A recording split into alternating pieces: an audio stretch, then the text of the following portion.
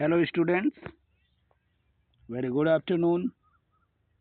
I am here with you once again with a beautiful novel और one liners के साथ हम इस नावल की स्टोरी को भी समझने का प्रयास करेंगे।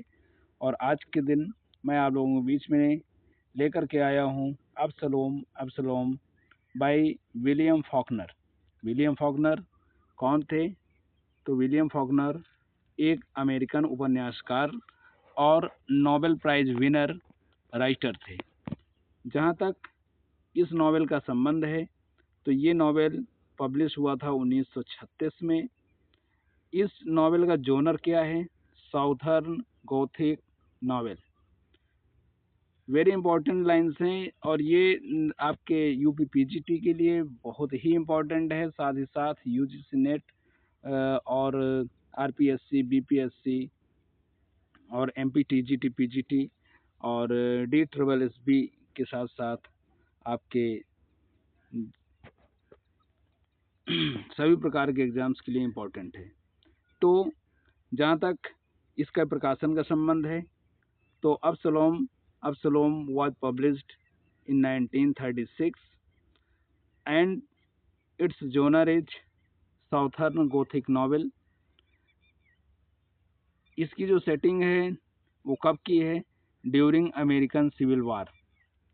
The novel sets during the American civil war और साथ ही साथ ये जो कहानी है ये कहानी 3 परिवारों के इर्द गिर्द घूमती है। अगर कोई पूछ ले कि अब्सलोम का पब्लिशर कौन है तो रैंडम हाउस एक कंपनी है जिसने इसको प्रकाशित किया।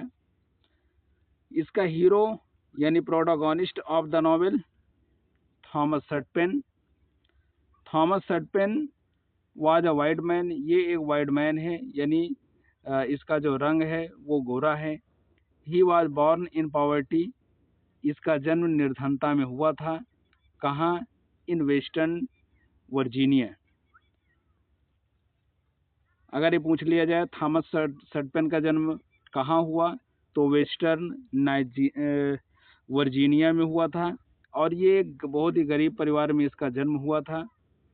और इसके बाद ये क्या करता है? ये मिसिसिपी जाता है, मिसिसिपी शहर जाता है और वहाँ पर जाने के इसके 2 उद्देश्य होते हैं। He wanted to earn the money and he wanted to become powerful.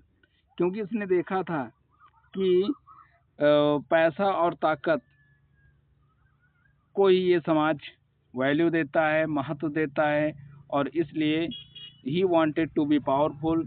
ताकतवर बनना चाहता था, लेकिन ताकतवर बनने के लिए आपके पास पैसा होना चाहिए। तो इसलिए ये मिसिसिपी गया था। कहाँ से? वेस्टर्न वर्जीनिया से। नरेटर, इसके जो नरेटर हैं वो क्विंटिन है, Quentin Compson, sound and fury वाले। इसके अलावा ये जो क्विंटिन कॉम्पसन है ये जो स्टोरी सुनाते हैं किससे? श्रीव से। इसके अलावा रोजा कोल्डफील्ड और इसके अलावा तीसरा जो इसमें का नरेटर है वो है क्विंटिन्स फादर हैं। एक नाम मैंने नहीं लिखा, क्विंटिन्स ग्रैंडफादर भी एक थोड़ा हिस्सा नरेट करते हैं। At Mississippi Thomas Sutpen obtained 100 square miles of land. Mississippi जाने के बाद थॉमस सटपेन वहाँ पर 100 स्क्वायर माइल यानी 100 मील 100 मील 100 मील जो वहाँ पे ज़मीन करीब 100 मील वर्ग में, यानी इसको आप ये बोल सकते हैं 100 स्क्वायर माइल्स जो ज़मीन है ये वहाँ पर खरीदते हैं। और काहे के लिए? अ लार्ज प्लांटेशन। कितनी ज़मीन? 100 स्क्वायर माइल्स ये वहाँ पर ज़मीन खरीदते हैं। और काहे के लिए? लार्ज प्लांटेशन, एक बहुत बड़ा प्लांटेशन बनाने का इनका उद्देश्य होता है। इसके बाद प्लांटेशन बनाते भी हैं और उसको नाम देते हैं सटपेन 100। क्वेश्चन आ जाएगा व्हाट इज सटपेन 100, तो आपको बताना पड़ेगा कि a large plantation build by Thomas Sutpen. आगे थॉमस सटपेन जो है, Thomas Sutpen married Ellen Coldfield. इसके बाद ये अपनी जो फैक्ट्री लगाने के बाद, प्लांटेशन लगाने के बाद ये शादी करता है एक वाइट लेडी जिसका नाम होता है एलन कोल्डफील्ड। और एलन कोल्डफील्ड और थॉमस सटपेन से 2 बेबी होते हैं। एक बेटा होता है जिसका नाम होता है हेनरी सटपेन और एक बेटी होती है जिसका नाम होता है जूडिथ सटपेन। फिर देखते हैं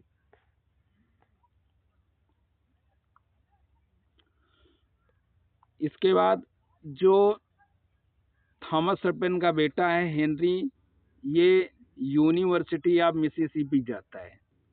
किस लिए जाता है? स्टडी के लिए जाता है। Thomas Sutpen sent Henry to university of Mississippi for higher education.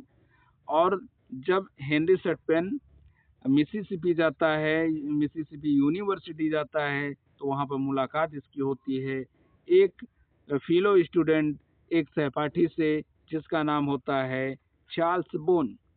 अब हेनरी सटपेन और चार्ल्स बोन के बीच एक बहुत बड़ी दोस्ती होती है और हेनरी क्या करता है, चार्ल्स बोन को अपने घर लेकर के आता है। और कब लेकर के आता है ये पूछा जाएगा, at the occasion of Christmas. Christmas के अवसर पर ये हेनरी अपने मित्र चार्ल्स बोन को लेकर के आता है।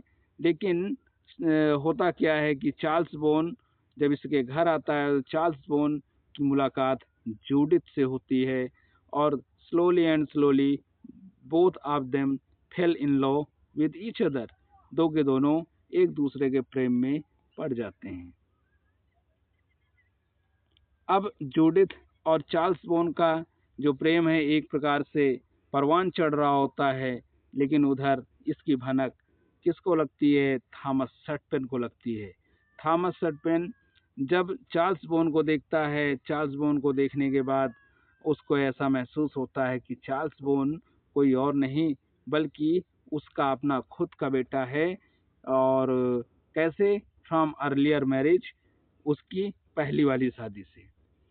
चार्ल्स बोन को अब ऐसा मतलब थॉमस सटपेन को ऐसा महसूस होता है कि चार्ल्स बोन कोई और नहीं बल्कि उसका अपना बेटा है और जो उसने पहली शादी की थी। असल में हुआ क्या था कि थॉमस सटपेन जब गरीब हुआ करता था तो वो एक प्लांटेशन में काम किया करता था in French West Indies, French West Indies side में वो काम किया करता था। और वहाँ पर उसने शादी कर लिया था, एक लड़की थी जिसका नाम था यूलालिया बोन।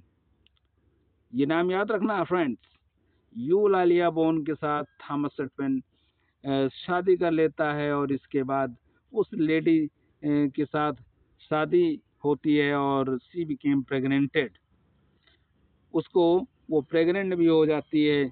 इसके बाद क्या होता है, he got a sun Charles. इसके बाद उस यूलालिया बोन को एक बेटा भी होता है और उस बेटे का नाम होता है Charles bone. After the marriage, शादी के बाद ही फाउंड आउट, उसको पता चलता है क्या कि Eulalia was mixed race. Eulalia mix race की है, यानी वो गोरे और काले, यानी यूलालिया के जो पेरेंट्स हैं वो मिक्स हैं, एक गोरा एक काला है। और इस बात को जान करके वो यूलालिया को छोड़ करके वहाँ से चला जाता है। थॉमस सटपेन ये जो कहानी है अपने अतीत की कहानी, यानी थॉमस सटपेन यूलालिया के साथ जो कुछ हुआ था वो कहानी हेनरी को बताई तो देता है। ये बात सुन करके अब इस तरह से देखा जाए तो वो जूडिथ और चार्ल्स बोन दोनों भाई बहन होते हैं क्योंकि दोनों के पिता एक ही तो हैं। अब ये बात सुन करके हेनरी को बड़ा दुख होता है और दुख ही नहीं होता, और उसको बहुत गुस्सा भी आता है कि आखिर ये क्या हो रहा है। अब जो थॉमस सटपेन है वो हेनरी के कानों को भर देता है और कहता है कि चार्ल्स बॉन्ड की हत्या कर दो।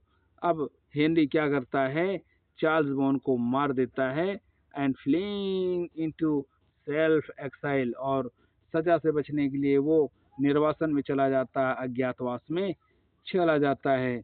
और नाउ आफ्टर रिटर्निंग फ्रॉम वार, और उधर थॉमस सटपेन जो सिविल वार से होकर के जब लौट रहा होता है, लौट करके अपने घर आता है, उसको सब पता चल ही तो जाता है कि हेनरी इस समय निर्वासन में है। और अब आगे उसकी कोई पता नहीं, हेनरी लौटे या ना लौटे। ऐसे में अपनी जो पीढ़ी है, अपने वंश को आगे बढ़ाने के लिए ये थॉमस सटपेन कहाँ जाता है, रोजा कोल्डफील्ड के पास जाता है। रोजा कोल्डफील्ड ये एक लड़की है। रोजा कोल्डफील्ड एक लड़की है, और ये कौन सी लड़की है इसको भी आप समझने का प्रयास करें।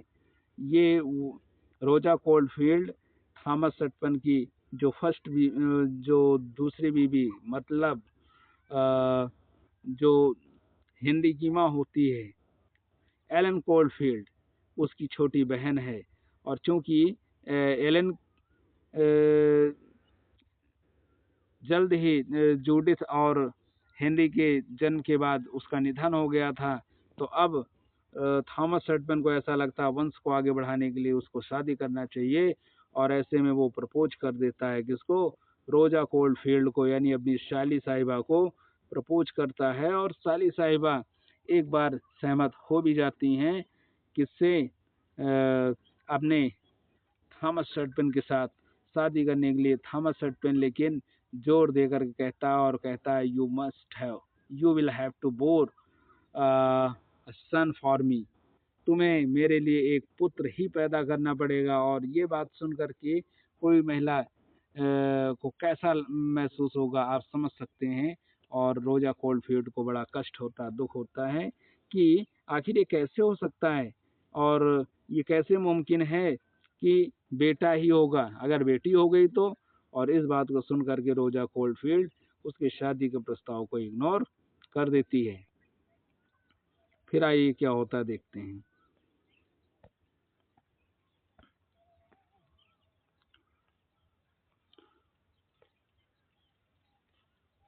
इसके बाद होता गया, Thomas demanded that she would have to bear a son. Thomas ये डिमांड करता है कि उसको एक पुत्र पैदा करना पड़ेगा। और सो रोजा कोल्डफील्ड लिव्स हिम, रोजा कोल्डफील्ड उसे छोड़ देता है। अब इधर क्या होता है, थॉमस सटपेन थॉमस सटपेन जो शादी करता है 15 ईयर्स ओल्ड मिली, एक गरीब लड़की होती है जिसका नाम होता है मिली, उसके साथ थॉमस शादी करता है। और ये मिली कौन है, मिली पोती है किसकी, वास जोन्स की। ये एक किसान है और वास जोन्स की बेटी है, और वो सॉरी पोती है। और वास जोन्स एक बूढ़ा व्यक्ति है और गरीब है। और थॉमस शेल्डन उस मिली से शादी कर लेता है इस उम्मीद के साथ कि मिली उसके लिए एक पुत्र पैदा करेगी। लेकिन होता क्या है, मिली जो है ना बियर्स अ डॉटर, लेकिन मिली से भी वो एक बेटी ही होती है। और इस बात को देख करके थॉमस सटपेन लीव्स हर, उसको छोड़ देता है along with the little baby, उस छोटे बच्चे के साथ उस लड़की को छोड़ देता। और उसको बहुत मतलब अब शब्दों का प्रयोग करता है, बहुत एब्यूजिंग करता है। और ऐसे में जो वास जोन्स होता है वो बूढ़ा व्यक्ति गुस्से में आता है और थॉमस शटपेन को मार देता है, मिली को मार देता है, और मिली के न्यू बॉर्न बेबी तीन के तीनों को मारता है। Point to be noted friends, now Quentin along with रोजा कोल्डफील्ड। अब क्विंटिन रोजा कोल्डफील्ड के साथ सटपेन 100 प्लांटेशन की, मतलब ये कई वर्षों के बाद इस चीज़ को याद रखना, कई वर्षों के बाद क्विंटिन रोजा कोल्डफील्ड के साथ सटपेन 100 प्लांटेशन। अब आपको मालूम है कि उधर जो वो क्या बोलते हैं, अज्ञातवास पे हेनरी चला गया था, इधर थॉमस सटपेन मारा गया, मिली मारी गई, मिली का बेटा मारा गया। किसने मारा? वास जोन्स ने मारा। अब इधर होता क्या है, क्विंटन रोजा कोल्डफील्ड के साथ सटपेन 100 प्लांटेशन जाती है और वहाँ पे क्या होता है, वहाँ पे वो लोग क्या देखते हैं, दे फाइंड हेनरी। अब वहाँ पे देखते हैं कि हेनरी जो अज्ञातवास में था वो वापस आ गया है और उसके साथ एक लड़की है जिसका नाम है क्लाइटेम नेस्ट्रा। क्लीटियम नेस्ट्रा नाम की लड़की। वो दोनों उस थॉमस मतलब सटपेन 100 प्लांटेशन में हैं और दोनों रह रहे हैं। और मैं आपकी जानकारी के लिए बता दूं, ये क्लाइटेमनेस्ट्रा ये कौन है? क्लाइटेमनेस्ट्रा का जो निक नेम है वो क्लाइटी है, क्लाइटी। उसको क्लाइटी निक नेम से संबोधित किया जाता है। She was the daughter of Thomas Sutpen. और आपको मालूम होना चाहिए ये भी थॉमस सटपेन की बेटी होती है बाय अ स्लेव वुमेन, एक गुलाम औरत से। यानी उसके बहुत सारे अवैध संबंध थे। और इसके बाद क्या होता है, 3 मंथ्स लेटर, 3 महीने के बाद रोजा कोल्डफील्ड वापस लौटती है with medical help for Henry. Henry चूंकि बीमार रहता है, बहुत कमज़ोर हो चला है, तो हेनरी की मदद के लिए रोजा कुछ दवाओं के साथ वापस लौटती है। लेकिन जब वहाँ लौटती है तो क्या देखती है वो, क्या देखती है वो देखती है कि क्लाइटेमनेस्ट्रा जो लड़की है उसने क्या कर दिया है, मार दिया है हेनरी को एंड हरसेल्फ, अपने आप को। इसने हेनरी को भी मार दिया है, अपने आप को भी मार दिया है। कारण नहीं पता है। अब केवल उस थॉमस सटपेन प्लांटेशन में केवल एक व्यक्ति बचा है। ये क्वेश्चन वेरी इंपॉर्टेंट है, वेरी वेरी इंपॉर्टेंट है। और कौन बचा हुआ है? जिम बॉन्ड नाम का एक बच्चा बचा हुआ है। और ये जिम बॉन्ड कौन है? चार्ल्स बोन का बेटा है। किसका है? चार्ल्स बोन का बेटा है। और ये मेंटली हैंडीकैप है, मतलब मानसिक रूप से ये अपंग है। मानसिक रूप से इसके पास सोचने और समझने की शक्ति नहीं है।